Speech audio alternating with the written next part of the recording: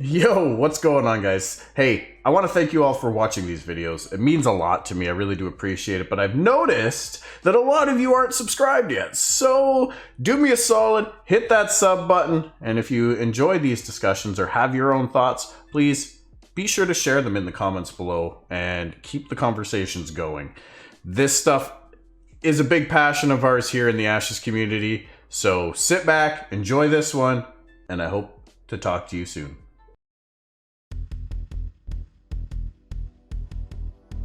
First of all, have any of you guys actually played Star Wars Galaxies? I'm curious. Reason I ask is they've made it very well known. I believe it was Jeffrey Bard is a big fan of the crafting system in Star Wars Galaxies. So if anybody has played that game, hey, you might have a little bit of insight, ideas as to what the crafting system in Ashes is going to at least loosely look like. Could be valuable knowledge, as we're not going to see crafting in Alpha 1. That's going to be brought online more so in Alpha 2, and probably even still only in an early iteration of it, not the full-blown everything's in there kind of crafting system. Obviously, it's about testing the mechanics of the system and making sure everything in that aspect works right. It's not about putting all of the recipes and gear into the game yet. Once you get the mechanics working, you can add those filler items in as much or as little as required later on to really bring the game to life. So that's an important distinction to make, I feel. It's going to be a while before we see the crafting system. That being said, because of that, we can really potentially have some influence or input on what that system might look like as a community.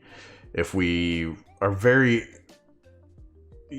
aligned with wanting or ex-naying certain aspects of a crafting system in general, then that is likely going to be something that gets translated to the game. So let's look at Gathering. One of the artisan classes. In our future discussions, we'll get into processing and then we'll get into crafting. Crafting might even be a two-parter itself, just because it's so big and there's so much there. We'll take it as it goes. So I wanted to break it down that way so that we can be a little bit more focused and on point with our discussion rather than getting off on too many tangents, as I know I'm guilty of. I rant a lot, if you haven't noticed. All right.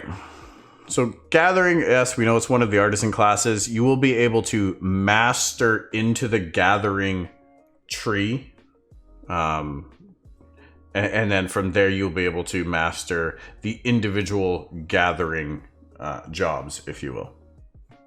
So you could be a master lumberjack, you could be a master miner, you could be a master herbsmith or harvester, a master animal tamer, those types of things. You could master multiples, of course, but that's not going to be an easy thing to do.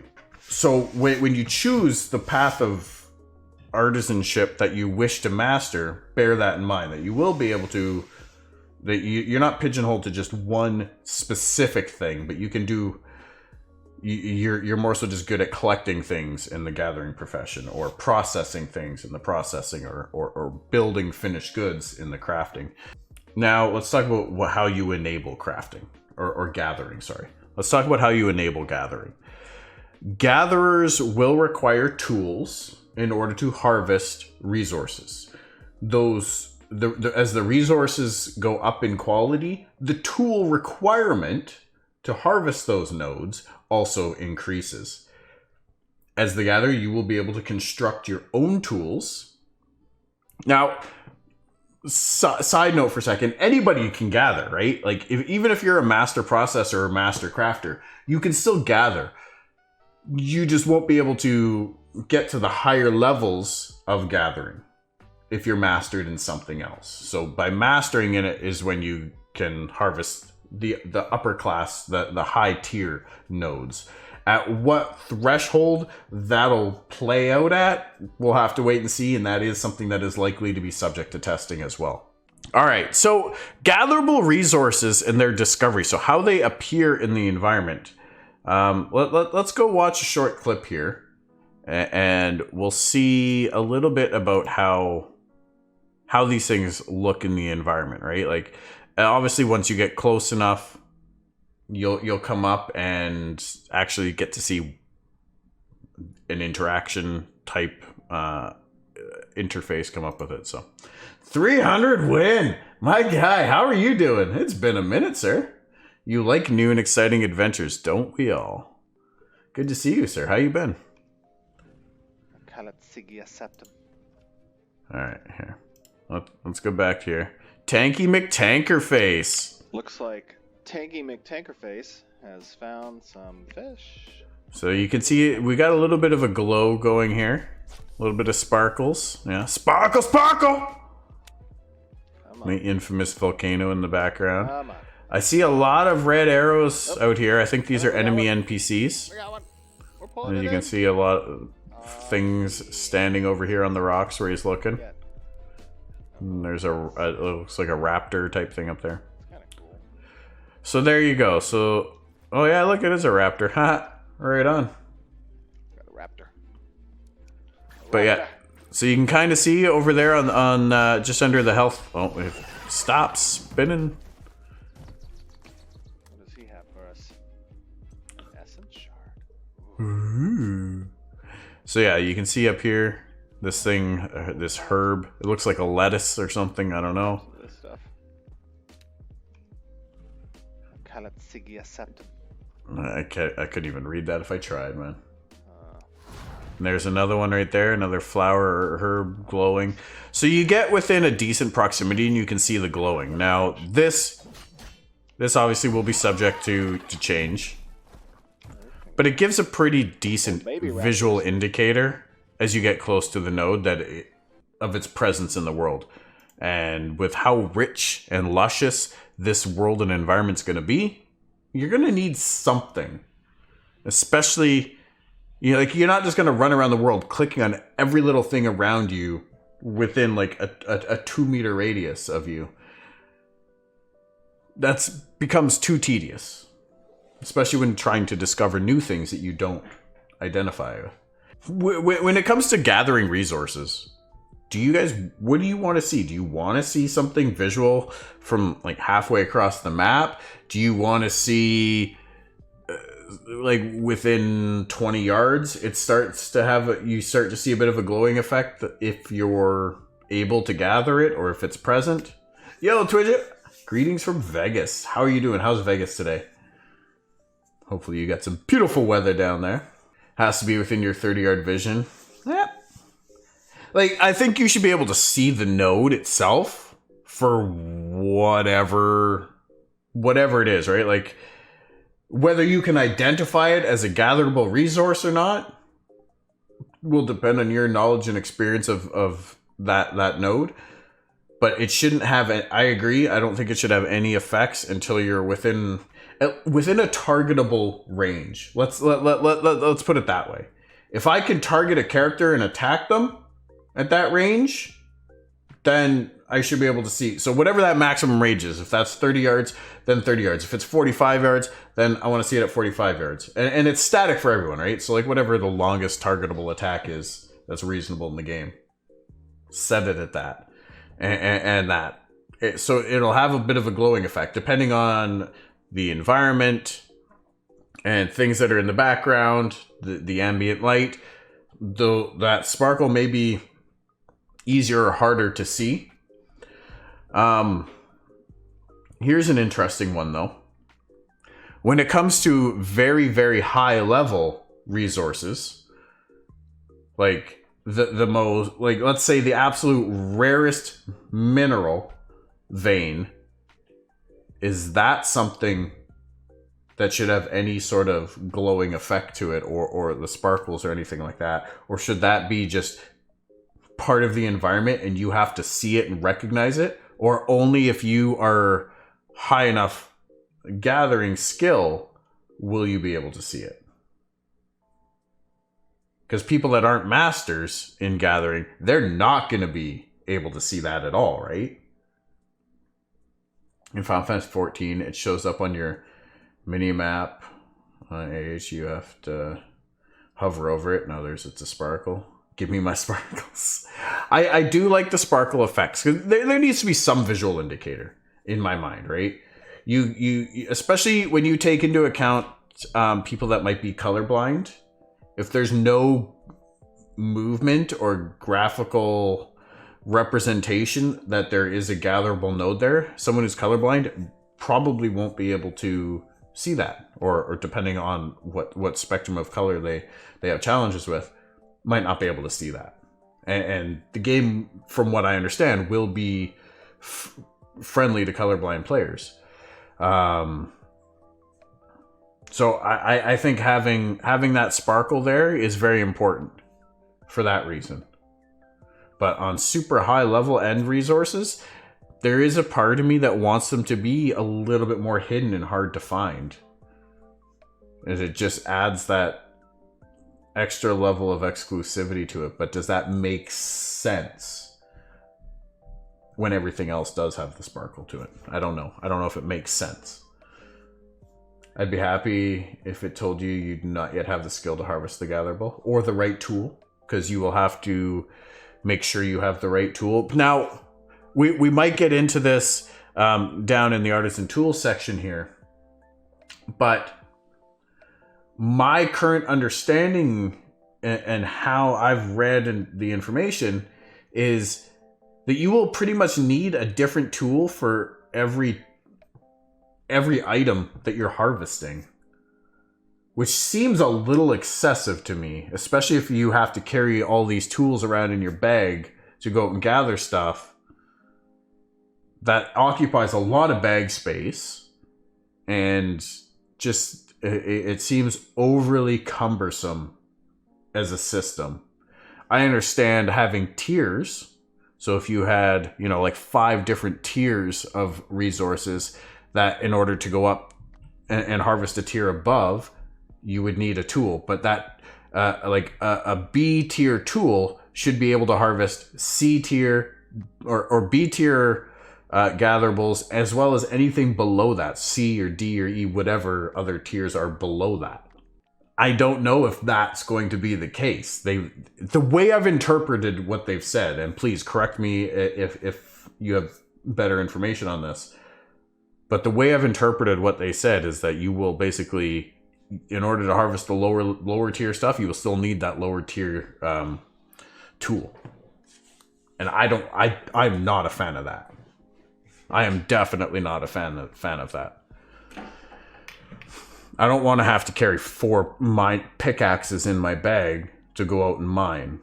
I should be able to carry the best pickaxe I have crafted and be able to gather anything and everything I've up into and including that tier of pickaxe.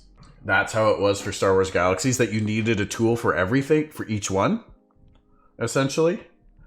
Like you would have, if we're talking minerals here, you would need a copper pickaxe, you would need a tin pickaxe, a gold pickaxe, a silver pickaxe, an orca I don't know why I picked that a mithril pickaxe. I don't know why I picked that fucking element. The higher level you got, the better gear you had, naturally, yep. I think most games, even Valheim, for instance, let you keep one tool, more advanced version to harvest current, and lower one, for instance. That makes sense. And that's honestly the direction I see the game going. I feel like I've either misinterpreted that information, or that's going to be how it gets implemented when crafting gets implemented in Alpha 2. And yeah, but I honestly think I've just misinterpreted the information. And I really hope that's the case. I think most games, even Valheim, for instance, let you, more advanced version to harvest current and lower one, for instance. A copper pickaxe can one do copper, and gold one can do gold and everything under. Yeah, that makes sense.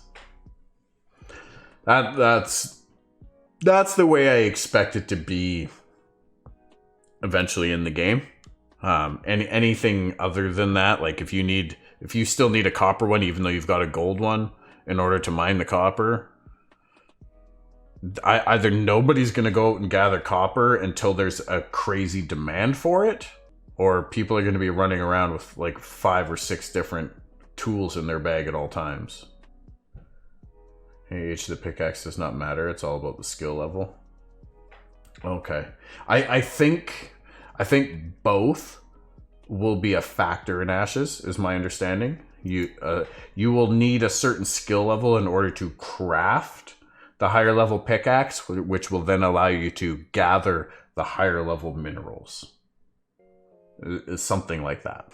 I like that, and I know Star Wars Galaxies is a huge influence into this crafting system, so we'll see what translates over. I've never played the game personally. I don't even know if you can still play it, actually, but might be worth checking out just to get a little bit of insight into the crafting system, to be honest. You can still play it? Okay. I've never hear anybody talk about it outside of it being, especially the crafting portion of it being an influence for Ashes. I never hear anyone talking about Star Wars Galaxies, but it might be worth checking out. Maybe we'll have to go and goof around over there for a little bit, you know, one of these days. There are a channel on Twitch. Okay, right on. Yeah, maybe we'll check it out. Maybe we'll start a tune over there or something one of these days. We'll see. I will be. I'll announce this towards the end of stream, but there will be some in a few weeks. There's going to be a major change to my schedule coming up. I'll say it now, but I'll say it again later. It's like private servers kind of deal. Okay, even still. So I have to sign my letters tonight, but I did get the job I was going after, you guys, which is super exciting. However, that does mean I will be working evenings. So I'll be working 3 to 11 p.m. my time, Pacific time. It's currently 7:30 right now.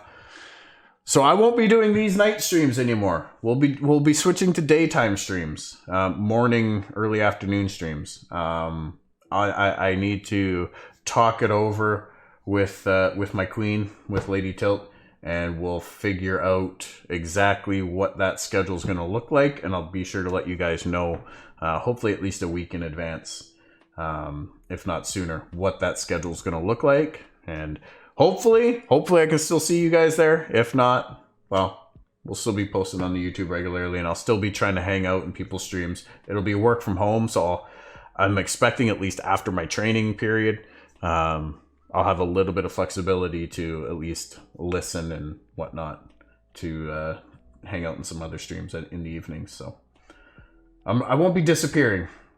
But yes, thank you. If we'll probably have other people floating around by the end of stream, so I'll mention it all again later. Anyways, back to gathering. What do we got? So gathering requires the creation and use of tools. We kind of got into that. We'll get into it more in here in a minute. Gathering within a node's zone of influence will contribute to its experience growth, which is fantastic. I'd be their retired life. I'm jealous, man. Jealous. But that's awesome. That makes me happy. I love that anything you do will contribute to the growth of the node, as well as I can imagine very early on in the game, it's going to be all about the gathering. You're going to need to gather resources to give them to processors. You're going to need to gather resources for your guild. You're going to need to gather resources to build the buildings and features within the nodes, especially once you hit, stage 3, when mayors come into play. They can put up quests and things like that to go out, fill an order to gather like 50 lumber or something like that, or 50 trees to build an inn or a tavern or whatever else, some things to bring the node to life. That's all going to be player driven to grab, to buy all that stuff in node housing. Buy early. Shh, don't go giving away all the secrets, you guys. I hear Even in the podcast a couple weeks ago, talking about, hey, how do you know how you become a Varen billionaire? Yeah, invest early. No, shh. Don't give it all away. If people can't figure that part, like, I'm all for doing guides and helping people out, but you know what? No, I want my mansion. Okay, I want my mansion. Don't know if I'll stay in it, but I want my mansion. I think you can have both. Can you not? Can you not have a freehold and a in-node housing? I thought you could. I fully intend to have a freehold as well, but if I have to wait a little bit extra for a freehold in order to get that house at the first opportunity, then one in-node, one apartment, one freehold. Yeah. So you can have a lot of things, and it absolutely, it can be a huge investment, especially the housing aspect of it can be a huge investment. So, but so gathering is going to be very important early on in the game. As the game progresses and ages and more resources are available in the world, more and more people have higher level gathering and things, you're going to see a lot things just naturally kind of happening. But I think that's going to be a huge driver early on. So pay attention for that, and leveling your gathering might almost be a better approach than just trying to power level your adventuring class if you want to kind of, make a little bit of extra coin along the way. So be wary of that. But then again, early in the game, before people are in guilds and all that jazz, I wouldn't be surprised if you see a lot more PKing happening as well. Betterer? Did I say betterer? Did I actually say that? That is gooder English. I'm glad you understand. I don't remember saying that, but I say things that I don't remember all the time, so here we go. You need like 10 iron bars to make a level 1 item, 100 bard to make the level 10 version of it. Okay. Which is going to be crazy. Like then you extrapolate that all the way up to level 50 and how many bars you might actually need. And this is something that, again, we will touch on later. I think it might be under resource quality, but they are planning ways to incorporate low-level materials to still be relevant in creating high-end game finished goods, which I think is really important because it keeps all the areas in the world relevant and full of life. Okay. We might get into this as well coming down when we get down here, but there's going to be regular nodes that you just run around. Like you could be running around finding a mineral node anywhere in the world, but there could also be veins that they've talked about, right? So instead of just finding like a node of gold somewhere to mine, there could be a gold vein, which multiple people will be able to interact with and hit at a time, and will yield exponentially more resources than just a regular node will be, and will be on a bit more of a timer respawn type thing. So those will be around too. How something like that is going to be incorporated for some of the other resources that are gatherable, such as trees. Are you going to just walk like trees are trees, right? I don't know if there's what's going to be a differentiating factor between a harvestable tree and a non-harvestable tree. You're going to have herbs and things like that, so unless you walk into like a flower bed, so I don't know where that vein mentality is going, how that's going to be applied to other resources. We'll have to wait and see. Smelting get better, you get more for less. Nice. Yeah, processing is going to be an interesting one to look at for sure. My precious. That makes perfect sense. That as you get better at it, the better you're gonna be able to do. Giant cedar versus a pine tree. But what are the who's to say which one? If you walking through this forest here, what makes this tree gatherable but not that one, for example? So that I'm curious about. Or are all the trees going to be? Yeah, it could affect the yield of each tree as well as the quality of lumber. But the larger tree could give more. Certain low level gatherables will have a tiered progression into higher level crafting. If you're gathering leaves of the blue petal flower to craft a pigment that's going to be used in the development of a tunic that I can wear at level 1, then I may need to collect those in order to craft the pigments to craft a greater pigment that might be present in the crafting of a higher level item. So it's going to be a kind of a tiered progression so that materials have relevancy throughout the different levels of crafting. And that's important from an economic stability standpoint. You need to have layered demand from a supply standpoint so that players are interested in collecting and gathering those materials.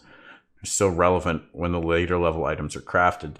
So like my understanding would be like you can get blue petals from a flower to create this pigment, but maybe you when you get higher level gathering, you can then gather large blue petals from other flowers that, so you have a higher grade tool and skill level. So you could either use those to create the greater pigment directly, or you can go from the base level and work your way up to it. That's going to be huge when it comes to the economy as well, and how these types of things are going to be sold on the auction houses and between players.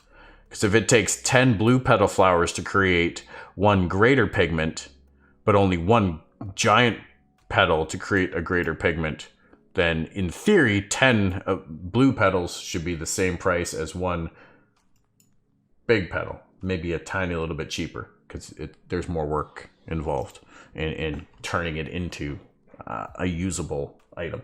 In Final Fantasy 14, you strip the tree but not chop it down, so it can grow back. And you chop it down and it grow back in a few hours. I expect that, I don't expect to see like clear cut deforestation going on here, where and then you need like that level of environmental management. I don't think we'll see, even on the accelerated timeline, where basically a year is going to happen in a month.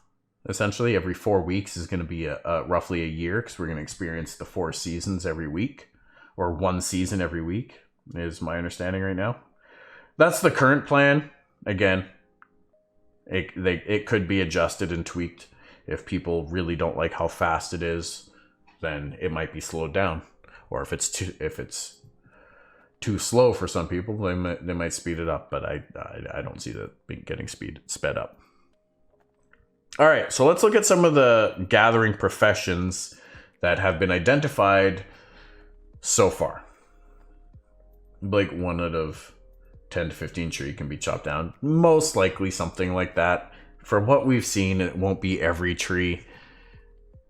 I mean, from a drastically changing the landscape, where someone could just go in and clear cut a whole area, even if they're on a 10-minute, 15-minute respawn, that could make sense. Like you just don't need to have all of those trees. Maybe they all will be gatherable, but maybe only a certain amount within that zone can be gathered at any given time. So there might be 100 trees in a zone, but you can only gather 15 of them. If those 15 if any of those get taken or chopped down, then there's a spawn timer for that tree to respawn. When that tree respawns, maybe it cannot be chopped down again, but one of the other trees that were not active before now become active, and you can chop it down instead. I can see that being kind of how they structure the system, so that you can't just keep going to the same spot. Because I mean, obviously you can see a tree from a mile away. Lumberjacking is going to be by far the easiest visually to see where resources exist in the world, right? Whereas mining or herbalism might be a little bit more difficult. Space and weight will be an issue and limit people. I'm really curious, like, if you're going to harvest lumber, do you need a mule to tow that log back? or tow X amount of logs back for you? Or do you just get the logs? I expect you will then have to take that log to a sawmill as a processor or a processing station in order to have that log turned into usable lumber. That's an interesting take on it for sure, I think. All right. So some of the gathering professions, there might be more to come, but I definitely think we're going to see all of these in the game at a bare minimum. We got farming. So farming food and things like that so that you can cook it to get buffs or sell it in your tavern for buffs and whatnot. So I definitely see that. Fishing, same thing. You will be able to fish on your freehold. If you put a fishing pond on your freehold, you will be able to do that. You'll be able to stock it. I think there will be certain fish that are only available from freehold ponds as well. Obviously, there's going to be rare spawns around the world and hotspots or whatever for all of these professions. Herbalism, of course, as it feeds into alchemy. Lumberjacking, it's going to be huge for carpentry, as well as probably one of the main resources, along with mining, required to build up nodes and whatnot. Now, mining brings in interesting, because obviously we always talk about the metals aspect of it for blacksmithing, for armor smithing, for weaponsmithing, for hell even your ship workers are probably going to want metal along with lumber. That being said, what about the stone aspect of it? That's going to be big too, especially in city construction, in possibly even in siege defense construction. I can see that being very, very strong in freehold development, in guild hall development, things like that. I can see stone being a big, big aspect of this that at least I personally don't often think about or consider. It's usually the metals, the gems, those types of things that come to mind when you think of mining, but it'll be more than that. And taming. Animal taming is going to be... I feel like animal taming is going to be a huge profession that a lot of people are going to want to partake in, because animal husbandry is going to be a big thing. Outside of animal husbandry, I don't know that we are going to see too much use for taming. And animal husbandry, as it stands, will be a processing ability. There is no crafting level finished good for that. Processing kind of takes over that, where you have a couple tamed animals, you make them, get down and dirty, and there you go. You do a thing. Twitch it! What? Dude!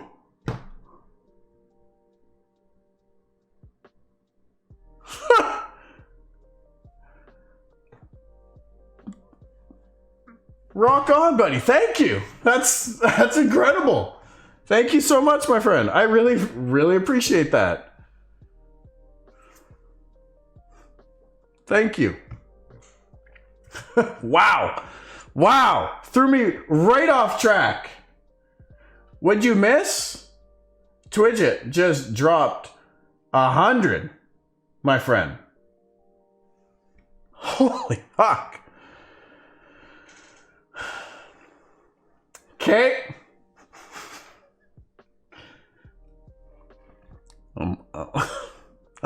Give me a second. Give me a second to find my words. That's incredibly generous.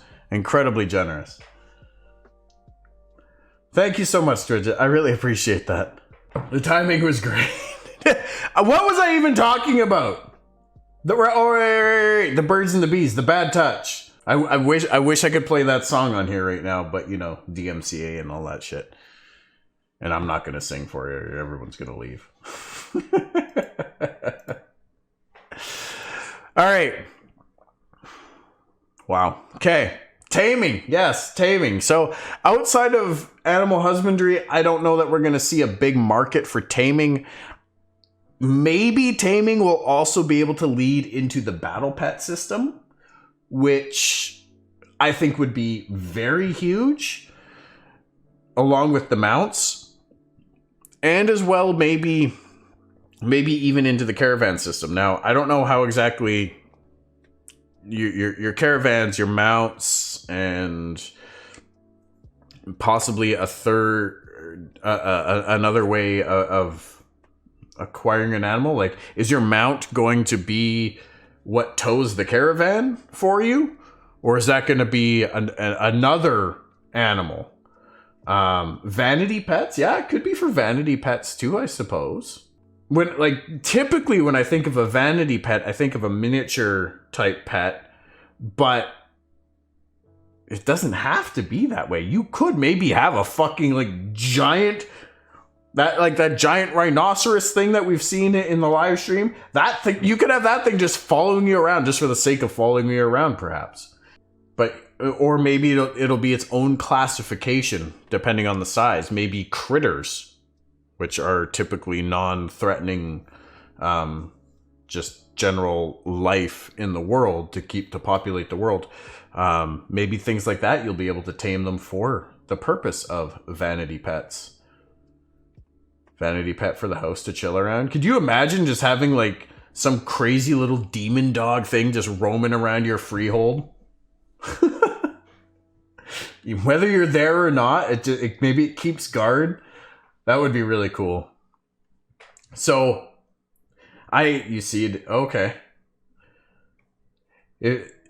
There's a good chance we're going to see something like that then, right? And that gives a lot more use and purpose to taming, rather than just the animal husbandry. Not that animal husbandry won't be an incredibly demanding market.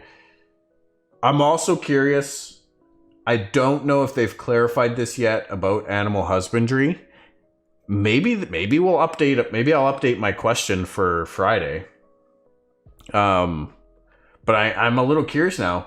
When you breed animals in animal husbandry, is it a one and done, or do you actually keep them around for a few goes?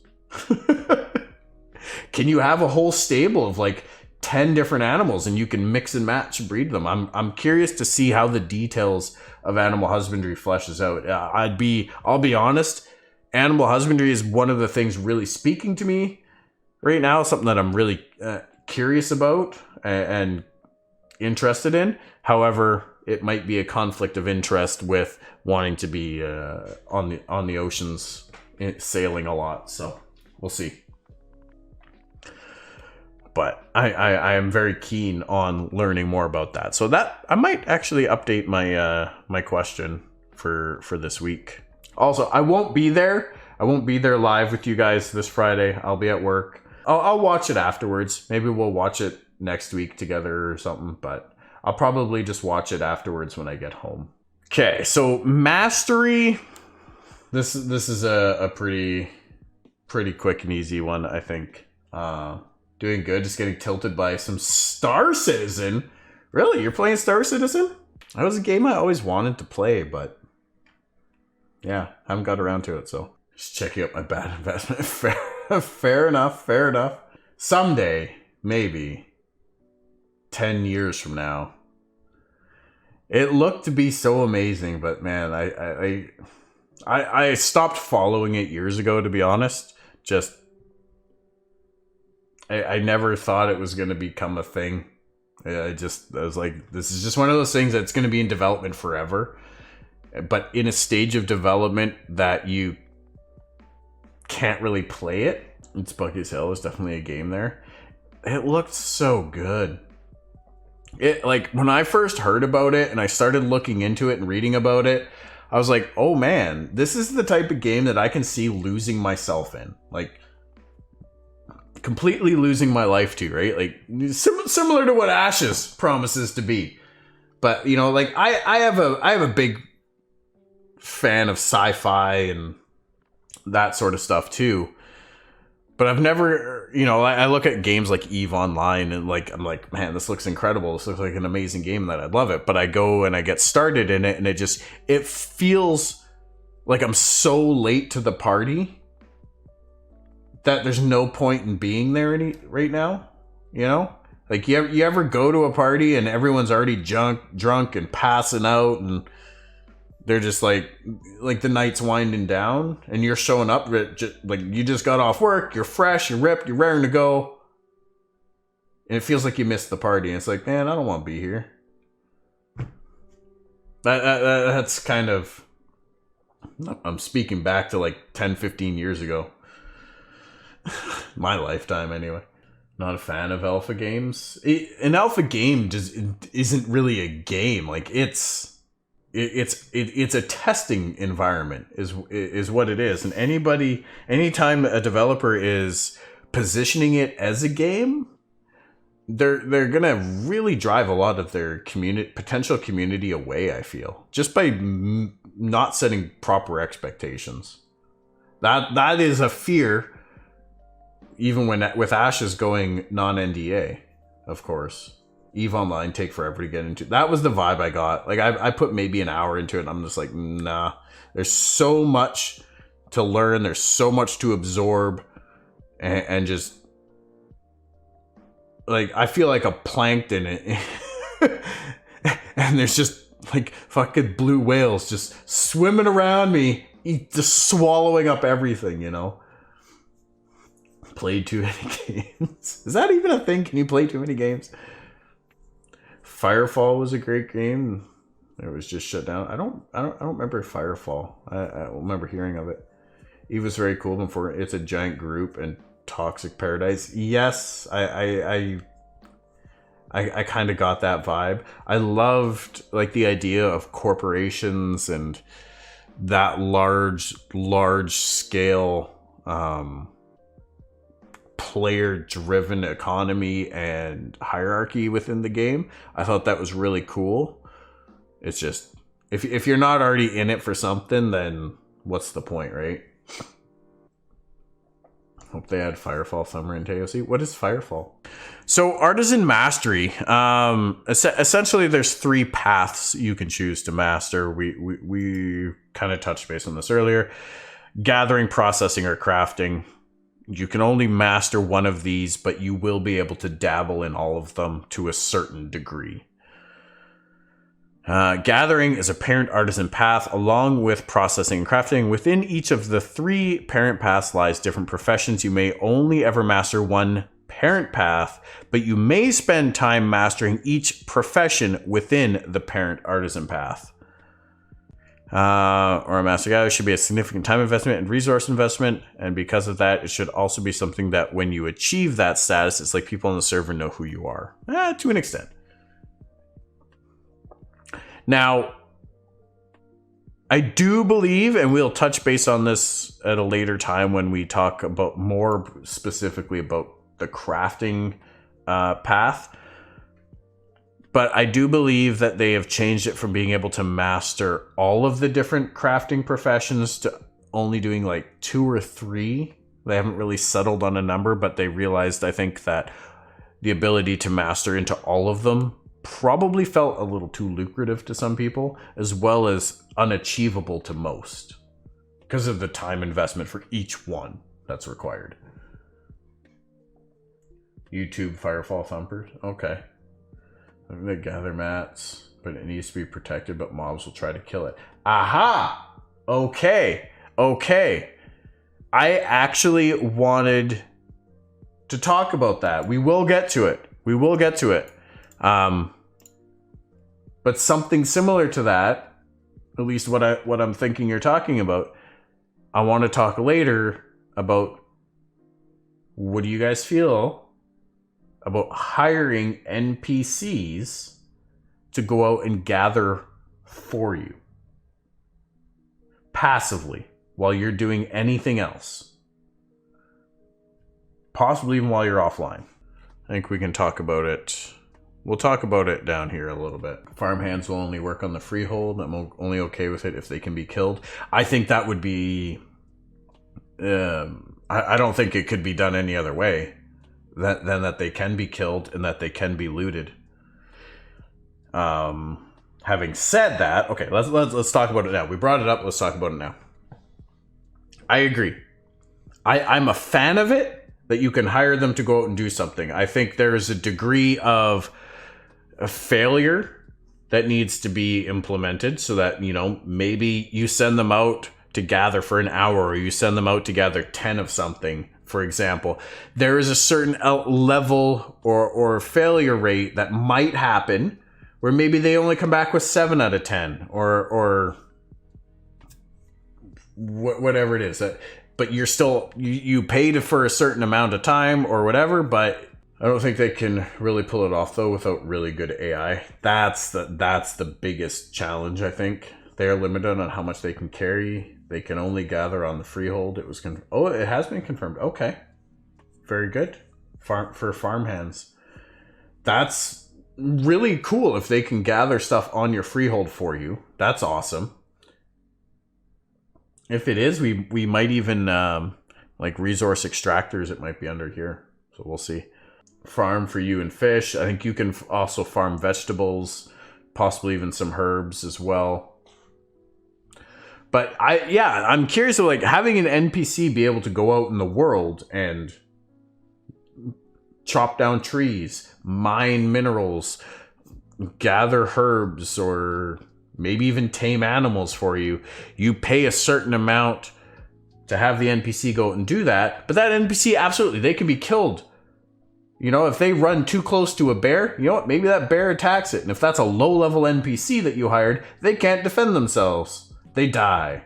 They never come back. They just never come back. You're out that money, that's it. You never hear anything more about it.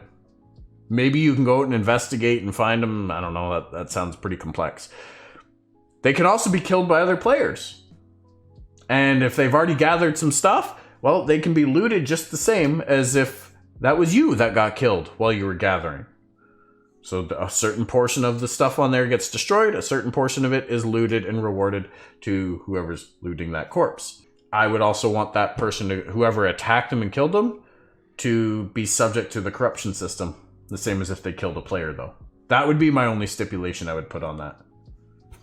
So that it's not just a loot pinata running around the world that someone else hired for you to go out and kill. Run the tavern. Yep, I remember reading about that. All controlled by the app, which is really cool, is there will be an app interface to manage a lot of this stuff.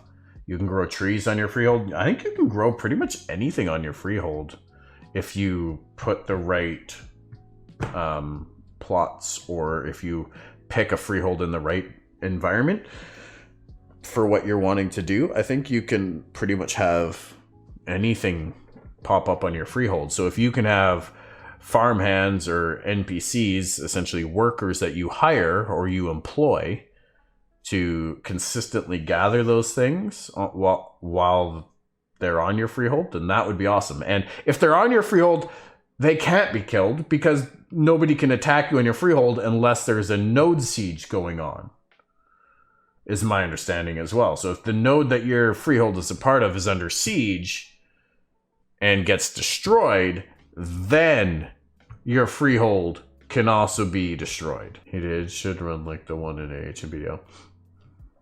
Okay. Man, I've not played enough games. That's the conclusion I'm coming to right here, is I have not played enough games, you guys. So Artisan Progression occurs based on experience, repetition of tasks within a branch, also via achievement of certain benchmarks within each branch. Players can dabble in all professions at a beginner's level before they decide to master a particular pathway. So like that makes it sound like the threshold for mastery is actually going to be pretty low. Now, to achieve master is probably going to be significant, but the gateway of what prevents just anybody from progressing in that path is going to be pretty low. Ooh. Well, if it has to travel between your freehold and town, that could be incredibly dangerous. It'd be like an automated caravan, essentially. You best be hiring some guards or hoping you've got some friends that are around at that time if you're not available. I can't wait for the caravan system. It's gonna be a shit show. It's gonna be a blast. It's gonna make or break so many relationships, like political level relationships, I think. Whether it's between guilds or between nodes, between mayors, all of it. It's gonna be... I think the caravan system is gonna be that kind of catalyst. If you attack my caravan, we're at war with you now. Like, you are KOS. You are kill on sight for the rest of your time in Ashes of Creation on this server, you know? Like, choosing a specific path in the skill tree allows the player an opportunity to specialize in a certain area. This encourages player interdependency, enhancing the artisan experience. It is possible to master multiple professions, but not all, within a parent artisan path, but this will be a long and labor-intensive feat requiring many resources. A player may only master a profession if they have achieved the artisan path mastery. Fair. Based on testing, it may be decided to limit profession mastery certificates to a capped value. This, I believe, to be an absolute thing. I can see this being even limited as much as to like 2 or 3 professions being the master cap. Masteries aren't just about making an item. They grant many things, including titles, access to items, bargains, and quests.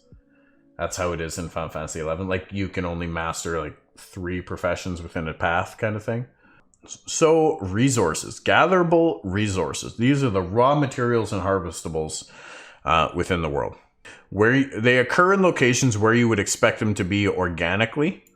So you're probably not gonna get an iron vein in the middle of the rainforest. That's like on a flat area with no mountains type thing. You're probably not gonna see trees to chop down in a desert. Probably won't find many fish there either.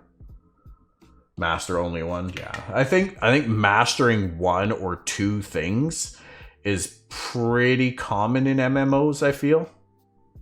A lot of times you're pretty limited on what professions you can even have, never mind being able to dabble in a lot of things. Oh, interesting. Okay. That gives you a little bit like, okay, I've mastered this, but I can do these 2 pretty well, and they kind of support what I've mastered, and everything else I can do a little bit of just for the sake of doing it kind of thing. Make a little bit of coin off it, perhaps. I did do a video quite a while ago where we kind of speculated and even ranked all of the professions that we were aware of at that time anyway, in terms of your ability to make gold off of them, for like basically an economic tier list of it. It was an ambitious video, especially considering that was probably done, I don't know, what, like 5-6 months ago at this point. Even now, that's a very ambitious thing because we don't really know too much about the crafting system. But it's an interesting thought as you, when you approach the game, is what's your purpose for choosing this profession and wanting to master in it? Is it so that it can make you a lot of gold? Is it so that you can have a certain renown? Is it so that you can play a certain play style and give yourself the freedom to do so? Are you kind of role playing a little bit and you're picking a profession based off of kind of your character that you're designing? There's a lot of different ways to approach how you pick professions. Gathering, I feel like, and honestly, I feel like all parent paths, all professions are going to be relevant throughout the life cycle of the game. I don't think that, you're going to get to a certain point and, mining is no longer viable because of the way the repair and durability system works, because your top level gear is going to be largely crafted, not just exclusively dropped from bosses and encounters. There's going to be a constant life cycle, a constant need for things. within the game. It's really going to depend on the population of the server you're on. To make the best armor in Final Fantasy XI, you need to have 100 leatherworking, 75 bonecraft, and 50 metalworking. That's very specific. Difficulty of obtaining the materials plus usefulness of the item equals value. Absolutely. Also, how many people are making it. The more people that are looking to gather those materials, the more scarce those materials will be, or the more spread out those materials are likely to be, therefore increasing their value quite a bit, to the point where maybe the juice isn't worth the squeeze. If the end item really isn't, if it's not the best for whatever it is, then you could wind up pricing yourself out of the market. It's going to be interesting. It's going to be very, very interesting. But when you take all of that and again look at the fact that certain low level gatherables will have tiered progression to them, then everything kind of comes around full circle. So keen on how that'll really work out. I cannot wait to test the gathering the artisan system in Alpha 2. I really can't. It's going to be awesome. I hope we at least get an Alpha 2 timeline by the end of the year. I don't feel like that's too ambitious of a request. Let's go pick some mushrooms. Hey, look at all of them there. Let's go pick some mushrooms. Next thing you know, you got some Tulnar come crawling out of a mushroom den, just like, hey, what's up, guys? Not that I've ever seen any of that. Not even Blizzard soon at this point, right? Some resources will be one-time gatherables that will randomly respawn at a different location once collected. Probably like your lumber stuff and whatnot. Share what you had. Wait, what do you mean? This wasn't me. So, okay. So when I was a kid, I want to say I was maybe 10 years old or so. I was hanging out with my good friend at the time. There was a giant field. And when I say giant, I mean like this thing went on for kilometers, many miles for those of you that work in that system. So we're out in this field, right? And we're out there riding our bikes. We're always over there riding bikes. It's just a bunch of dirt bike trails and four-wheeler trails and things like that. So we're out there pedaling around, being kids. We had a giant tree fort in the area and everything. And we're heading out to the tree fort one day, riding along, and out of nowhere, my buddy's dad comes crawling out of the tall grass, just lit. Like you could just look at his eyes and see from the glow on his eyes that he was in another world. He was in another place. I mean, we're 10 years old. I had no idea what the fuck was going on. I guess, it was my buddy's dad. He'd seen him like this before, right? I later came to understand that he had been growing a patch of mushrooms in that area where he came crawling out of. And I guess he got in there one day and was munching around, and yeah, one thing led to another, and there you go. So yeah, stumbling Tulnar. There you go. I don't know if he was a Tulnar, but hey, it was a good time for sure. For him, I guess. We had no idea what was going on. We carried on with our day, and he seemed fine otherwise. Not sure what crafting you'll be doing. Cooking look great if I have a tavern. Absolutely, cooking will be. But that'll be interesting. Will you be able to have, if you master into cooking, will you be able to have upgraded levels of food available within your tavern that provide better buffs than those who aren't master cooks and just have kind of your generic pub fare? Am I going to go to your tavern and get chicken wings, or am I going to go to your tavern and get chicken wangs? Along with the equipment. Yeah. Better food buffs. Like you would think you would be able to just upgrade the menu of your tavern, essentially, which You know, if the tavern is kind of your big focus, if that's your end goal and going to be the part of the game that you're really going to look at for generating an income, making money, obviously location is going to be very important. You're going to want to be near populated areas to attract more and more adventurers. But if you are known for having the best food in town, so to speak, then naturally more people are going to want to come to you, and you will be able to charge a bit of a premium for that. Now, if everybody who owns a tavern around you does the same thing, then, well, let's hope you're a good belly dancer. If it's like Star Wars Galaxy, it's the quality of the food, not what kind of food. Yeah, I mean, in the end, I mean, it's a character eating food in the game. You don't really care what it is.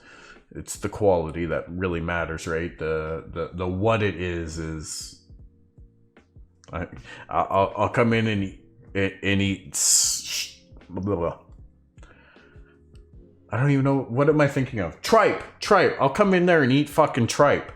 If it means I'm getting the best buff, I don't care. It's not like I personally have to eat it. It's like a steak from a microwave dinner compared one from a 6-star cooked by a 40-year chef. Yeah. Little bit different. Which is funny. My question for the live stream right now, if I leave it as it is asking Steven, what's his process for cooking the perfect steak, both in real life and in Vera? Not even not fully related to Ashes. I had to do it a little bit. I'm really curious. I want to leave it there just to see if it gets picked, because I think it's a fun one. Plus, you know, I'm a bit of a barbecue guy. If he's got some secrets, I want to know. Like, I always hear from chefs like, oh, you got to pan fry your steak and do it this way, and it's like, no. I do it on the grill. I don't care. I'm always going to do it on the grill.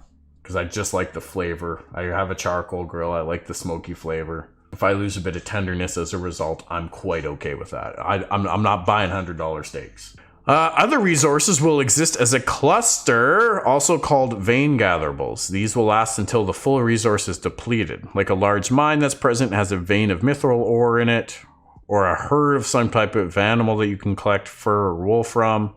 So will that be animal taming? Or will that just simply be going out and killing the animal and hoping that the fur and wool is not too bloody? I mean, it could be washed, I guess, anyway. But I don't see this coming from animal taming unless you're just trimming the hair. But that would be more of an animal husbandry byproduct, almost. There will be moving resources such as herds of animals that are constantly moving around the world. Once a resource is depleted from one location, it may respawn in the same location or somewhere else, depending on the type of resource. Resources respawn on a cooldown basis. Resources won't be locked to the node system. That's fair, because they should be part of a biome, not part of a node. What civilization is doing should only impact its ability to regrow there. How good can you tan this hide? I don't know. Ask my kids how good I tan their hide. No, I'm kidding. I don't hit my kids. Never. No. Bad taste. Some unique resources may be monsters in disguise or have monsters defending them. So this is neat because, like, some monsters may be in disguise. I don't know if we get to see the picture here. Let me see if this guy right here hides like under the ground or in the mud or whatever.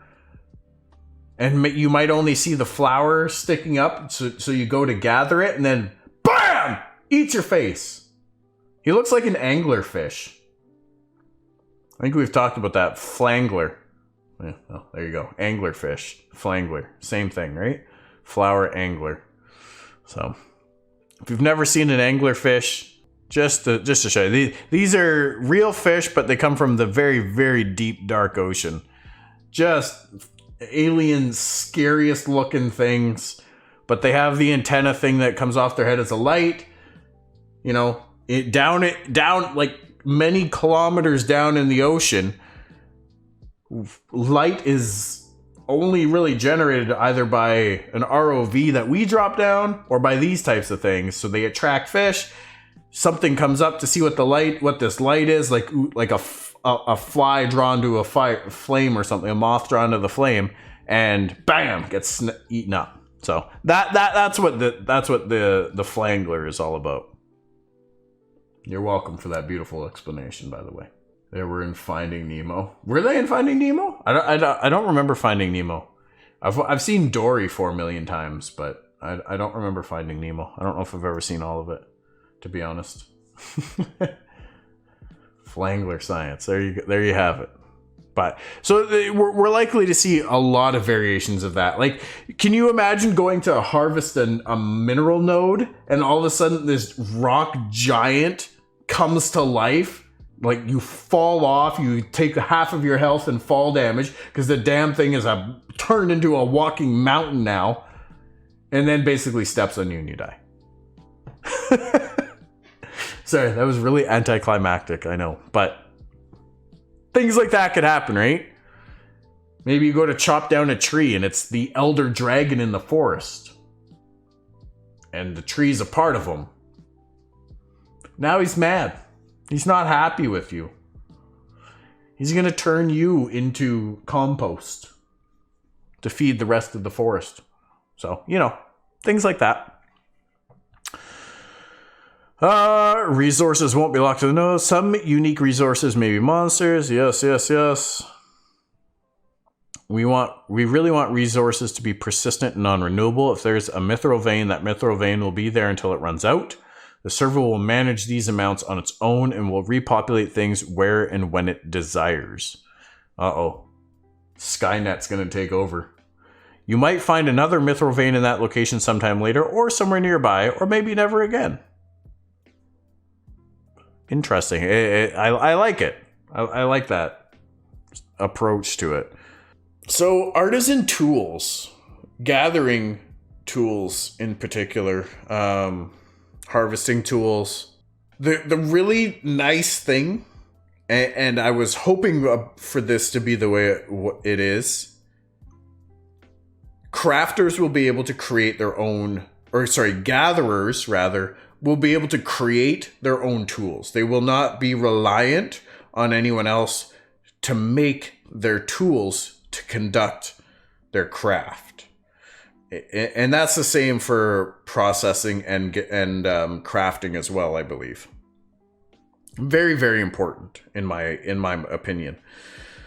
There's already enough interdependency between the three paths that I don't think putting that stipulation in there really makes any sense. They might, yeah, absolutely. They might need parts from something else. You might need to, in order to make a better pickaxe, you might need a certain piece of lumber. You might need a certain ore smelted into something. Possibly even crafted into a hilt and an axe head or a pickaxe head. And then you can put them together yourself. That could be a thing, absolutely. In which case, then you are still kind of reliant on the other artisans to do those things for you. But I guess to an extent, that's unavoidable when you're going to make it somewhat believable, I guess. Require the creation and use of harvesting tools that enable the gathering of resources. Progression in the gathering artisan class unlocks higher level harvesting tools that enable gathering of higher level resources.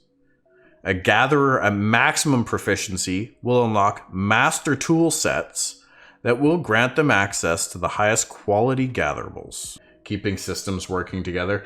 That is going to always be a thing, I feel. Yeah, that interdependency it seems to be the fundamental focus behind the design of the entire artisan system. Might, but eventually need good shit if you're going to master. Can't master it all. Absolutely. Carpenter makes the handle weps. Make the blade. Leatherwork, all his thing. Yeah. Yeah, exactly. I mean, it could all be tied in together somehow, some way. We'll have to see.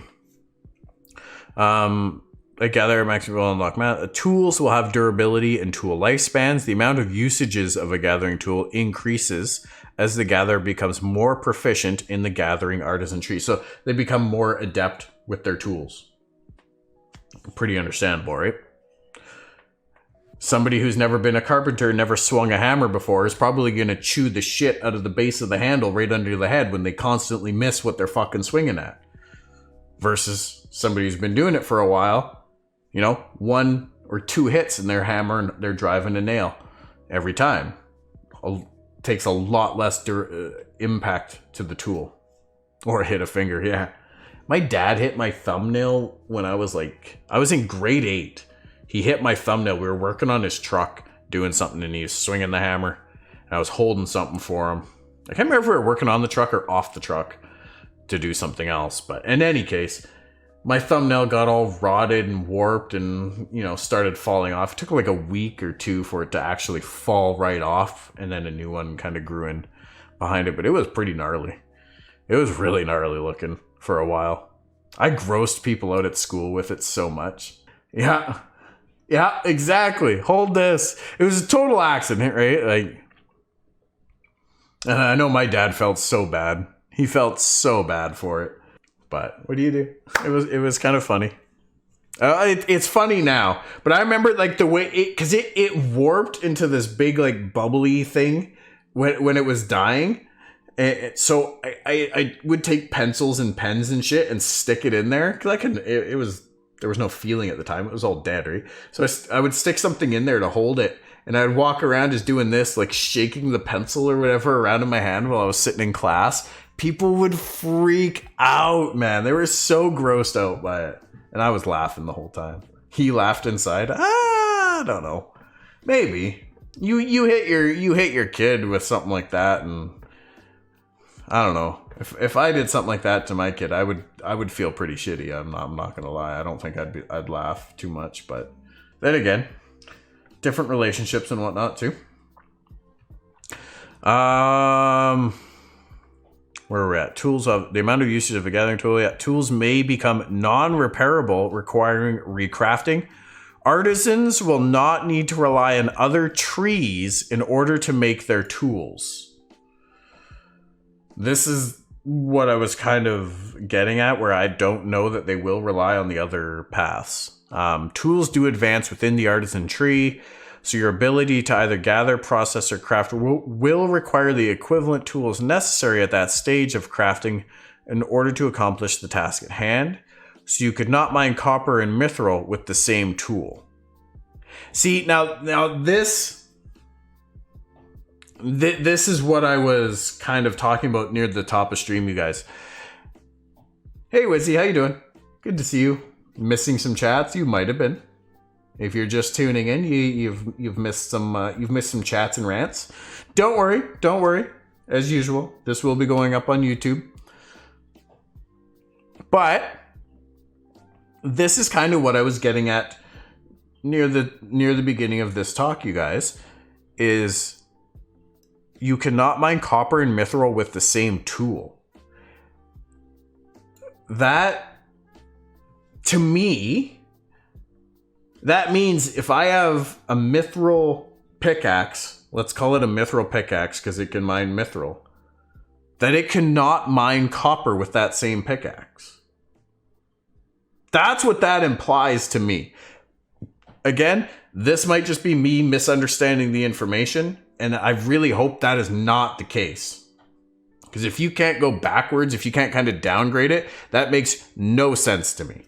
If it means if I have a copper pickaxe that I cannot mine mithril with it, regardless of my proficiency, that makes perfect sense. And that is absolutely the way it should be, in my opinion.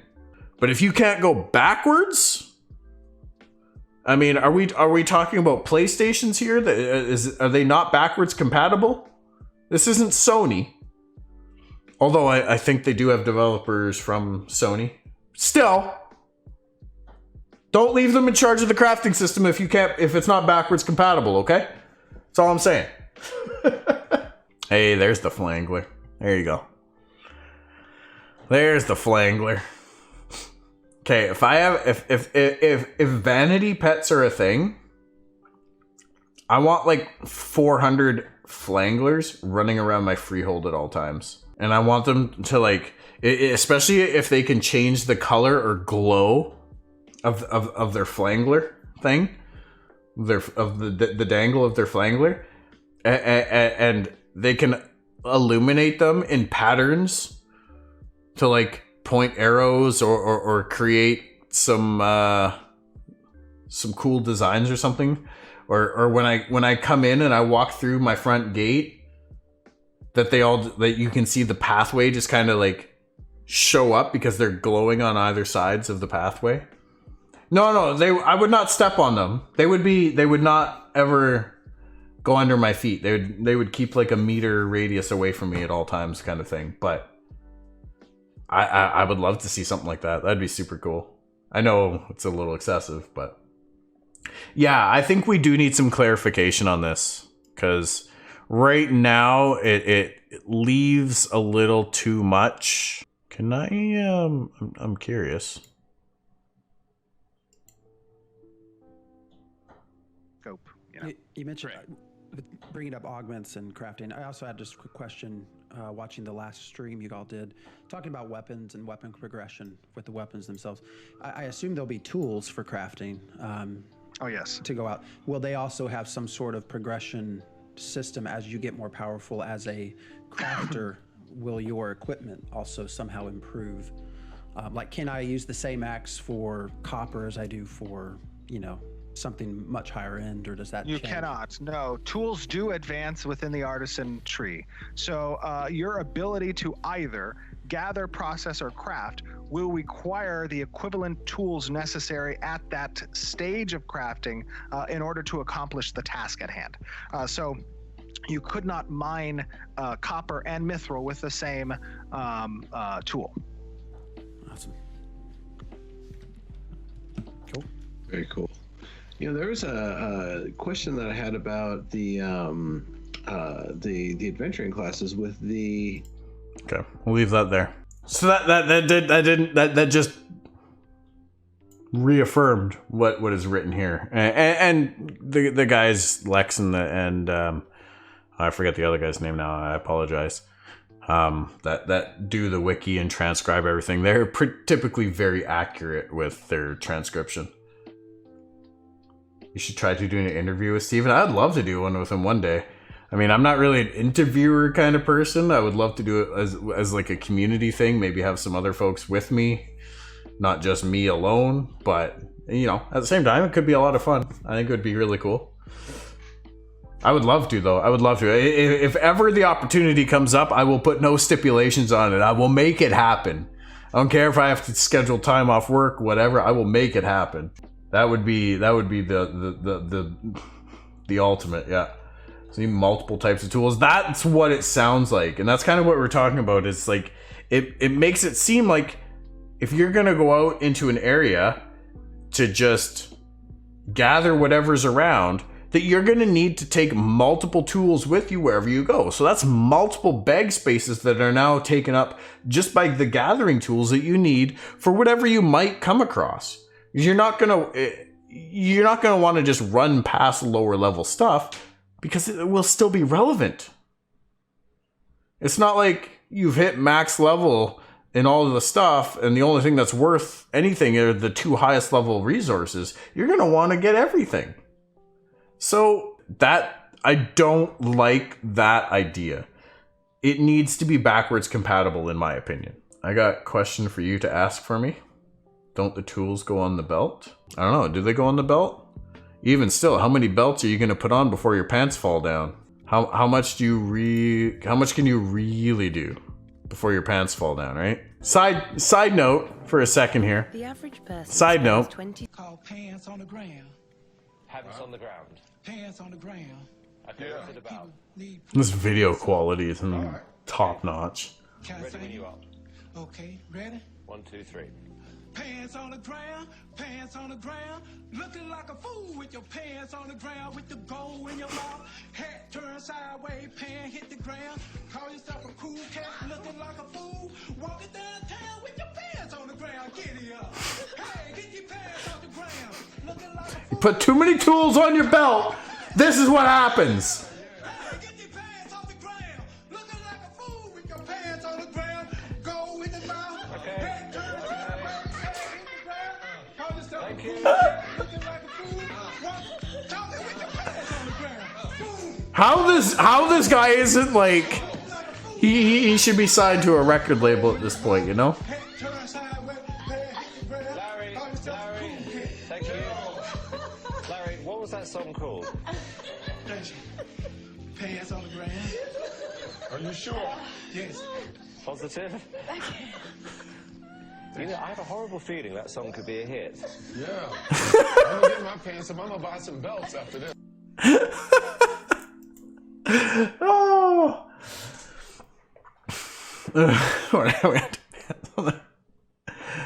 I'm pretty sure it's called Pants on the Ground. It should be a hit. It should be a hit.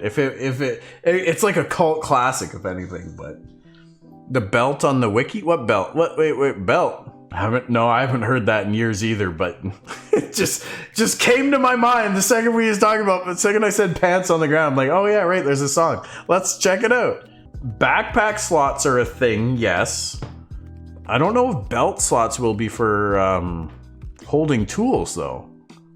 I mean, that would make sense to an extent, but again, you put too many tools on your belt and your pants are on the ground. And then you look like a fool with your pants on the ground. Turn your hat sideways, then you go from being a special crafter to being a special crafter. Where were we at here? Artisan tools, right. Processing requires blueprints for the construction of buildings that are needed to process resources. Crafting requires the acquisition of recipes in order to craft items. That's fair. It's fair. Like dumb as fuck's sake. Okay, I'll take your word for it. I don't know, but super baggy. I did go through a phase, I think, in high school where I wore super baggy pants. Don't get me wrong, I am not a skinny jeans kind of guy. Okay, I don't like it super tight. All right, and pushing everything out of place, but comfortable. But I'm not gonna wear my pants on the ground, you know. I don't know. I don't know how you could ever run with your pants on the ground. Twidget PM me the link. Try again, Twidget, to post a link. My bot typically doesn't. It just throws up 3 asterisks, which is really annoying.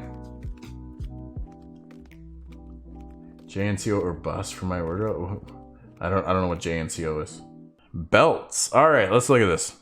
Belts are a type of armor in ashes. Belt hip slots include melee weapons, 2 slots, 1 on each side. Potion, pouch, scroll. Okay. There will be a priority system behind that. That'll determine, do I show the bow if the greatsword is unequipped, or do I show the polearm if the greatsword is unequipped? Okay. See here you get kind of a blown out view of all the pouches and things. That's quite the adventure backpack right there. JNCO, a brand name of jeans in the 90s. Okay. Yes. Okay, yes. I remember now. I think.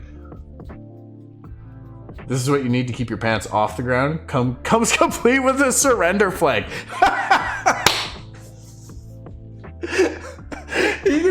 You can just picture this guy, right? This character running down the road, chasing after whatever, or running away from a bunch of pursuants, and all the cups clanging away, and just the sound of all the things shaking, shit spilling out of the bag, white flag, I surrender, don't attack me, leave me alone.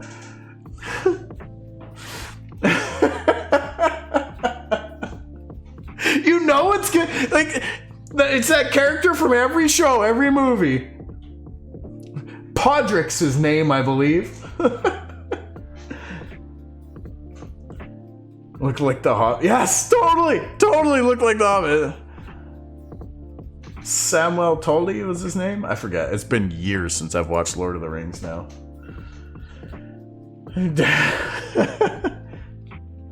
Lowering your pants mean you're available. Right? Yeah, well, yeah, exactly. And I mean, let's be honest. Let's be honest. Prison's a lot like high school when it comes to that, right? Sex in prison is a lot like sex in high school, to my understanding. I've never been to prison. I did go to high school. Might have even graduated. But the sex you want, you ain't getting. And the sex you getting, you don't want. I went to a few high schools. All right. I went to a few high schools. Raising one leg up meant you're taken. What? Is this, do you know from experience? Not to judge, just curious. My grandpa was a prison guard, actually. When he retired from the military, he became a prison guard. Okay, that's kind of what I was expecting. Yeah. Because I feel like veterans don't have a shit ton of work that's available for them, but something like a prison guard is a much easier transition, I feel. Not that I would know too much about it, but just from talking to my grandpa anyway.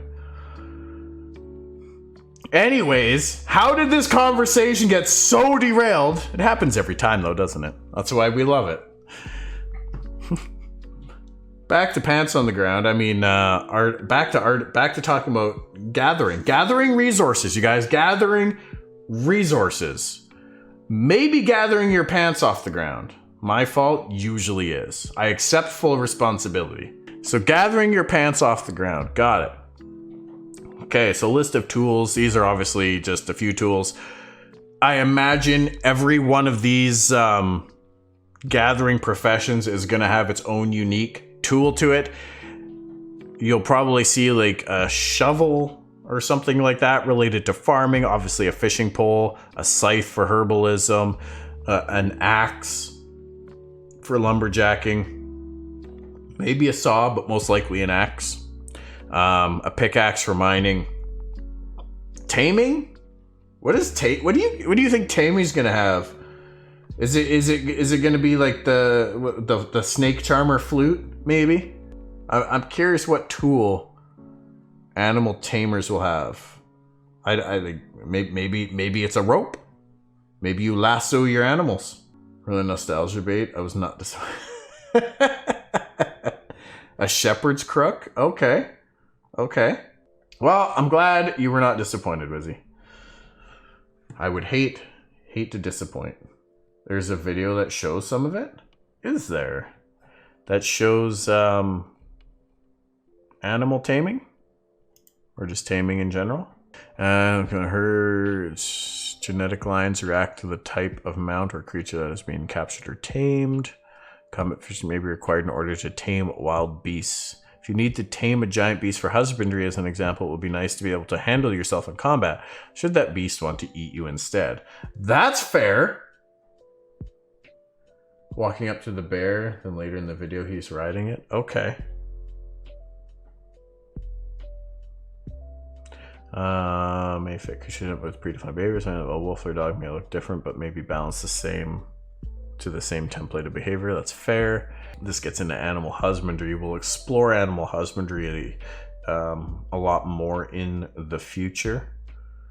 Really just curious about combat pets as well. I saw on Lazy Peon's video. Okay. He's done it. Well, he's done a couple good ones too. But it might be one of those things where, yeah, you can just kind of walk up to the animal and smooth talk it, just whisper sweet nothings in its ear until it's your best friend, or it decides it wants to eat you instead. You know? Maybe it saw through the bullshit that you were spewing into its ear, and it's like, no, fuck you. Oh, dinner.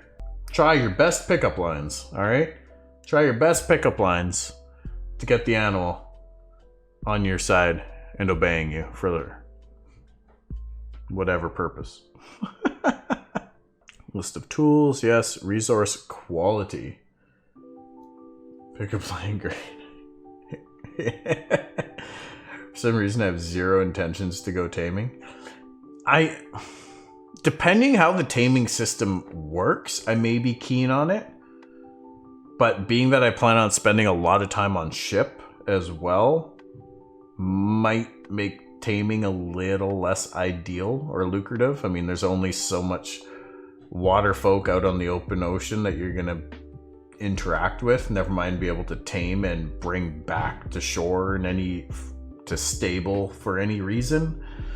So unless you tame an animal and it just like you get it in your inventory, but I don't really see that being a thing. I am curious though how taming aquatic life will translate into being able to take that into a freeholder, being able to sell that to an animal husbandry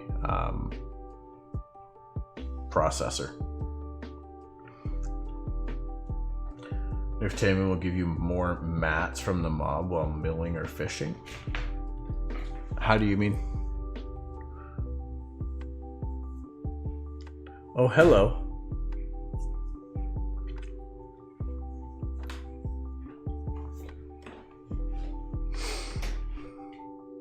She ran away. Resource quality. Resources will have different levels of quality for the same resource type. This is somewhat similar to Star Wars Galaxies. Okay. Gatherers who are more advanced in their artisanry will unlock higher level harvesting tools that have a greater chance of collecting higher quality resources or proccing a greater quantity. Yep. Absolutely. You can get attacked or kill it. You can learn more about the animal. Yeah.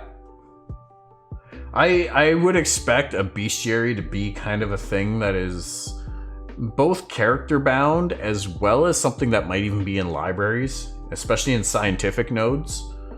I can see there being kind of a node bestiary there that for any player that would go and interact with it can basically take their information and incorporate it into that node level bestiary.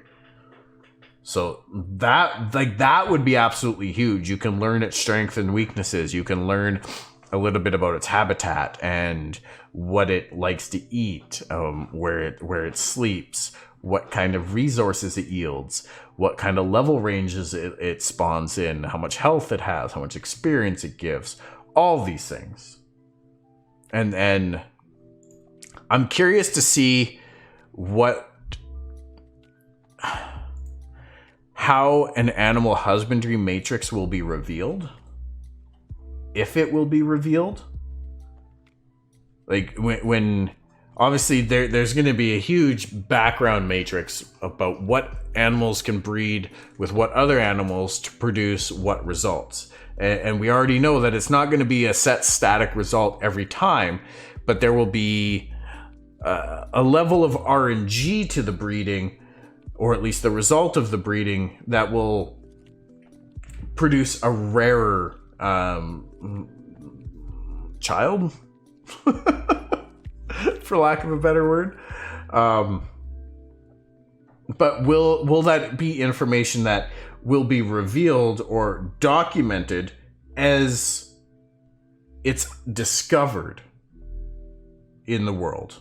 And how what will be kind of the availability of that information to the rest of the player base? Kill them in dungeon, better doing more damage. Exactly, right? Like if you know what the weak point is, maybe you then gain that as a combat advantage, assuming you have the ability to influence or expose that weakness. Obviously, if it's weak to bleed damage, but you're a mage and you don't have anything that can cause it to bleed, then obviously you're not going to be able to take advantage of that weakness, so to speak. But I mean, to be fair, if it's flesh and blood, it's probably at least a little susceptible to bleed damage. Resource quality. I very much like the idea of hitting a node and it having the ability to proc either higher quality or greater quantity. Whether that's like a 1% chance or a 50% chance, doesn't matter. It's the fact that there is a chance for that to happen, I think is really, really cool. Be great if you had high level in it. You can make the mobs in the dungeon walk away. You imagine, like, you're such a high skilled animal tamer and you've tamed like 500 bears in your time, that whenever you see a bear, you can pretty much just communicate with it because you've learned their language. That would be a really cool element of the game, not only for, you know, potentially avoiding fights, but to maybe learn a little bit more about the world and interact with, like, if there's like a high level bear that's the boss of a dungeon or something, and you can kind of talk to it. You might not be able to deter it from its course of action, but you may be able to learn about why it's there and why it is the way it is. And maybe that could lead to further questing, or secrets or treasure hunting or whatever. That would be really cool. Have a good night, Wizzy. Thank you for hanging out. Appreciate it. Always good luck keeping this train on the tracks, I tell you. All right, resource extractors. This is an interesting one. Resource extractors are potential constructions that can collect resources over time. Available to node citizens who own a freehold near a resource center. So this is kind of what you were talking about earlier, Twidget, I think. Requires several people to construct. Moving resources from the extractor will likely require a caravan. So it's a little bit different than what you were talking about with the farmhands, but similar kind of idea, as in a passive way to acquire resources, essentially. So here's a list of resources. We got chickens, cows, crops, eggs, fish, foliage, herbs, livestock, lumber, milk, mushrooms, ore, potatoes, and wheat. A lot good amount of resources to be able to gather there. Whether or not these will all, like, I'm really curious to see what a chicken extractor looks like. I mean, maybe we can go down to KFC or McDick's and see what their chicken extractor looks like, but I'd be a little afraid to see what goes on inside that thing. Yeah, this isn't necessarily for freeholds, or it is for freeholds, sorry, but it's like not an NPC driven one. Although it does make it interesting. So if it's only available to node citizens who own a freehold near a resource center, why would it require a caravan to transport those goods? Maybe this does not mean that it is placed on a freehold, but near it. Yeah, I will have to look for the video and see. But I think I do remember something like that, of seeing people working the freehold, essentially. You saw nothing. Hey, Shy Turtle, how's it going? It is an interesting idea, though, I think. The ability to have that. So gathering skills, cool. The harvest skill allows players to gather resources. The skill displays a green circle. Placing the green circle over the resource will start the keystroke skill. If the player hits the harvest skill whilst in the red area, they can crit on their harvest. Interesting. Thank you, Shy Turtle. So it's not just going to be as simple as walking up and hitting the E button, as we kind of saw in this screenshot here, to gather. It might not be that simple. It might be you get up to it, you go to hit the button, and then it starts a circle thing. And if you hit it during a specific point, I imagine the rarer the resource, the smaller that window gets to hit it in a certain thing. So it actually gives you an element of control over proccing the crit. It's not just pure RNG. That's interesting. So very, very skilled gatherers will be more productive. They will get more out of their time in harvesting than those that aren't paying attention or aren't as good at timing it. That's kind of cool. I really like that. It gives It rewards paying attention and skill, which is always nice, of course. Loot tagging. Looting rates, also known as loot tagging, is based on a tag and DPS damage. Okay, so this is talking about that. Gatherers may have the ability to spoil a boss's loot. What? No AFK farming. Exactly. I mean, it's going to be difficult to achieve that, I think, in Ashes anyways, but it's nice to see that even if you are doing that, you're not going to be as efficient as someone who is really on the ball. If you want to be able to get those mats from the boss, they're just not going to drop for anybody. They will only drop for a master gatherer who is capable of extracting those resources from the creature itself. The reason why we say there's a lot of interdependencies between the crafters of the world and the raiders of the world and our PvPers of the world is because we don't want to house the capability to attain these things all within the adventuring class. We want there to be an influence necessary from the Craftsman's Guild to come in to either come and participate and spoil the boss and gather the goods or something along those lines. Okay, so it's like if you kill an elemental boss, you might need a certain level gatherer in order to come and extract or something like that from essence of that elemental. Artisan supply chain. This is where now we really start to get into the economics of the crafting system.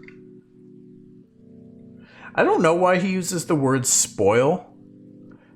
When I hear the word spoil in that context, it makes me think that you like taint the boss's drops so that nobody can get them, or something along those lines.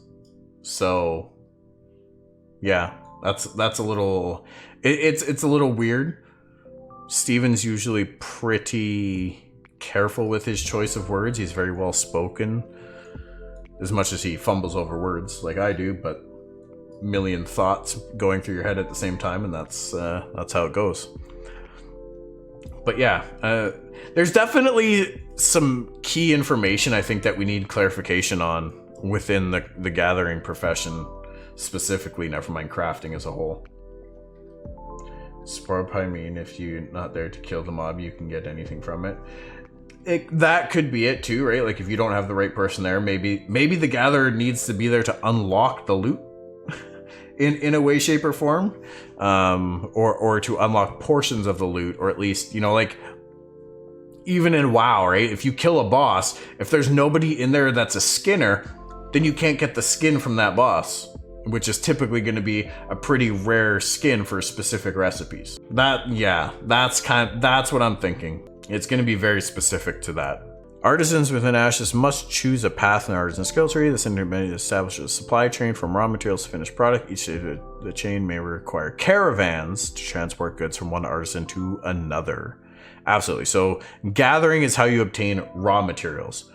The raw materials get basically given to a processor that turns them into processed goods. The processed goods get sent to a crafter to become finished goods. Typical supply chain. So raw materials can be obtained from gathering by killing mobs and bosses, some of which you may require a gatherer to obtain those resources. Some you might not. They might just be a drop. Deconstructing weapons and armor, that is likely, I would imagine that's something that's either done by an NPC, in which case they probably do it at a cost to you, or it'll be done by a crafter, like an armor smith will be able to deconstruct armor by purchasing them from other players. And yeah, so that's pretty much the step of it. Processing, crafting, we'll get into. Well, processing, I think we'll talk a bit about next time, and then crafting we'll probably talk about after that. Crafting might be a little bit bigger of a discussion because there's so many professions under the crafting branch that there's a lot there to talk about. But yeah, any other final thoughts on gathering, you guys, on the gathering system, what we have here versus any other thoughts you have around what you want it to be, what you don't like, what you do like? I'm curious. We talked a bit about hiring NPCs. absolutely, there should be a chance for them to fail, and they should be totally killable. If they were killable by players, I would like to see that player be subject to the corruption system, the same as if they're killing any other player. At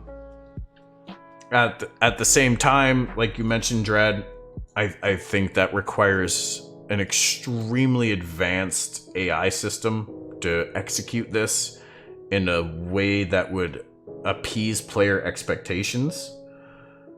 So rather than just be a complete waste of money, because the NPCs would have to have a certain ability to defend themselves, depending on the level of them and how much you paid them. Obviously, the higher level they are, the more adept they are at dealing with external threats, whether it be other players or other NPCs, the more it's going to cost you. Things as well as their ability to gather higher level stuff.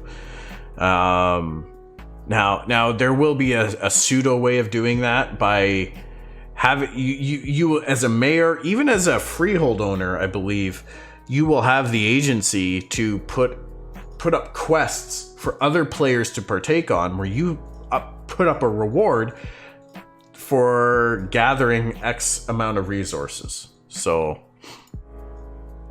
there will be some ways to kind of achieve that without even having an NPC way of going out to gather on your behalf. Crafting should have events or something other to craft. Like there will be like node level events and things like that for crafting. To build buildings and things like that. The mayor will be able to put out quests or building initiatives to grow and develop the node. Other games like Blade and Soul just makes it not visible in the open world, which is what I want to avoid. But it's equally bad to have NPCs getting stuck on things. Yeah, you don't want them to get stuck on things. You don't want them to just be dumb bots, essentially. Just join. What are we talking about? Hey, President Sander, how you doing? Welcome to the stream. We've been talking about gathering, specifically the gathering profession tree. All forms of gathering that are what it's looking like for Ashes of Creation right now. Like Thumper for Gatherers, Crafter can make stuff like house stuff, Xmas during that time. I think there'll be stuff like that in the game. Now, whether or not like what Ashes is going to incorporate in terms of holiday type events, we'll have to see. Like, how much are they gonna break kayfabe in a way? Like, are they gonna really deviate from the Varen world and cross with real life? Like, are we gonna have a Christmas at Christmas time that's all red and white and Santa and candy canes and Christmas trees everywhere? Or is it gonna be something completely different? Also, we have to remember that every week is going to be a different season, essentially meaning we're gonna go through a year of game time every month. How does that does that mean that we're gonna have these seasonal type events happening once a month? It seems excessive, so we'll have to see. I'm guessing some stuff will likely be all cosmetic skins. Potentially, but there could be in-game events just to bring community together and do exciting things for, yes, cosmetic type stuff, whether it be fireworks or a new, pet skin or something like that, a logo that you can unlock to go on a tabard or something. Or, cooking recipes, things like that. They might not necessarily introduce new super powerful buffs or something like that to the game, but it might be something temporary or something that's in line with what already exists in the game, but puts kind of a seasonal or cosmetic flair onto it as well. Cook can make a cake for the house as decoration. Oh yes, how about it needs to be able to make a burger cake. How about that? Needs to be able to make a burger cake, but not able to be eaten. Well, that sounds like someone's burger cake. Have you guys finished that thing? I assume you finished that thing by now, eh, Dread? I think this might be where we have 2-week winter at Christmas time, RL.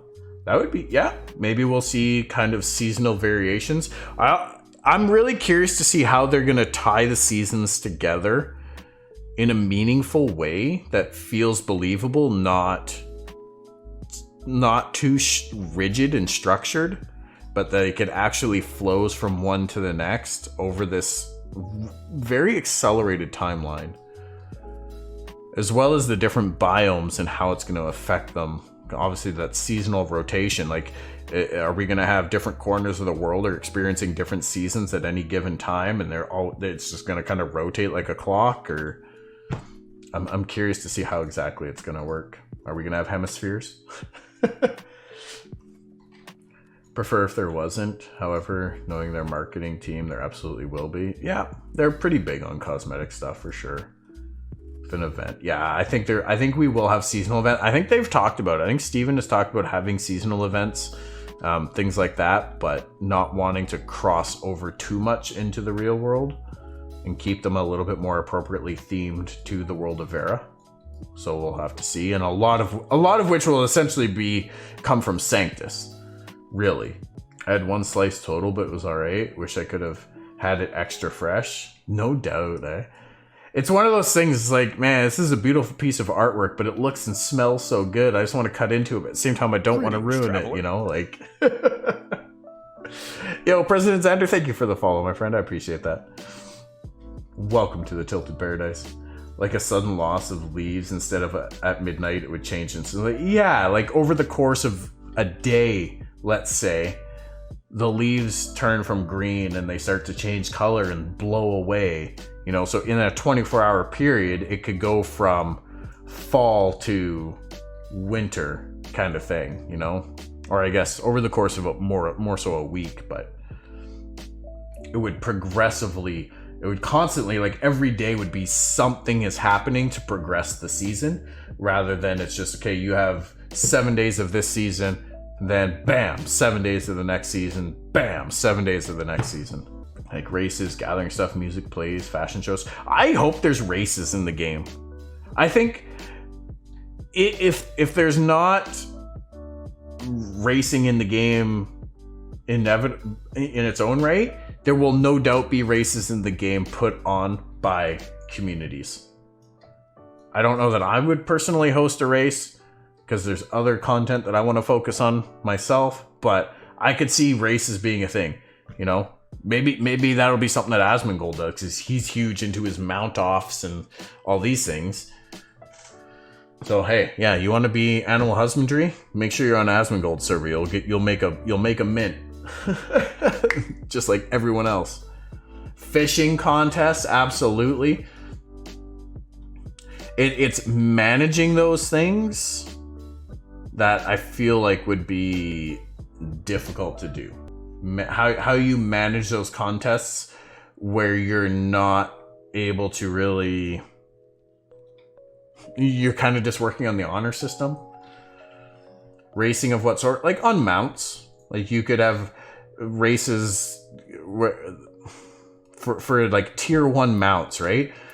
So you have all tier 1 mounts come in, and it's like, okay, let's do a race, and we're going to go follow these paths around this area. You have to go around that rock, around this tree. How you get there and everything else is up to you. You know, maybe it's death race. If you really want to win, you could kill your other players, or arrange for somebody to sabotage and come up and kill them if you really want to, but yeah, we'll see. We'll see what happens. Anyways, you guys, great discussion tonight. Really appreciate it.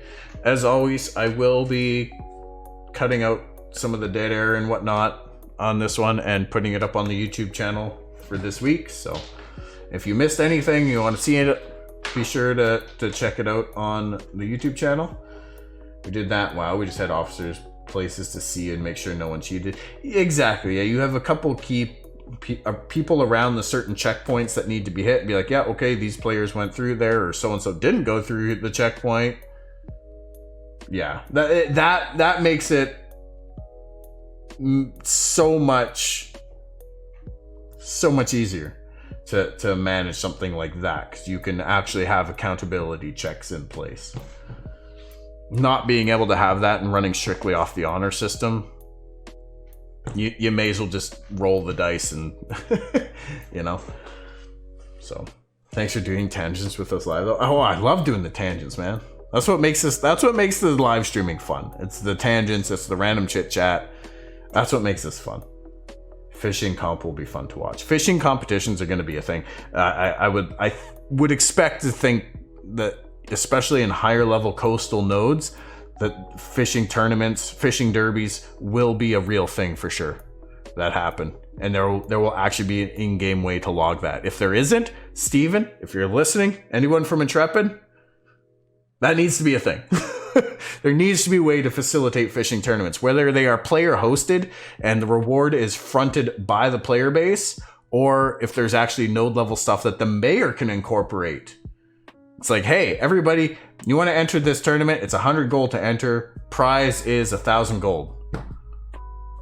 Or split it up however you want. If you only get 3 people that enter, well, maybe the node's going to be out a bit of money. But if you're in a highly populated node and you schedule it at a time or for a length of time that a lot of people can come for, the node could potentially make a lot of money from it, and that money can then go towards defenses and further node development. So I think something like that is really, really cool. You're right that there needs to be some sort of tracking for sure. Can even be with a timestamp on the fish, so pre-caught fish are automatically already dated. Absolutely. Absolutely.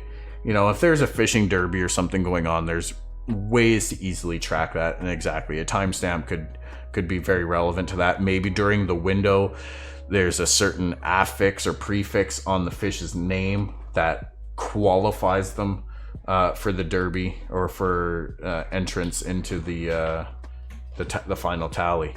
And then is it going to be most fish caught? Is it going to be the size of the fish? Rarity of the fish? Yeah. Finer tuning stuff, but to have that framework in place, at least to start, I think would be really, really key. It'd be a lot of fun. And then maybe you get to keep the fish you caught. It could be part of gathering too, right? There you go. Anyways, you guys, that's going to do it for me for tonight. My throat is really done. This much chatting really gets me going, I tell you. But yeah, thank you guys all so much for hanging out. I really do appreciate it as always.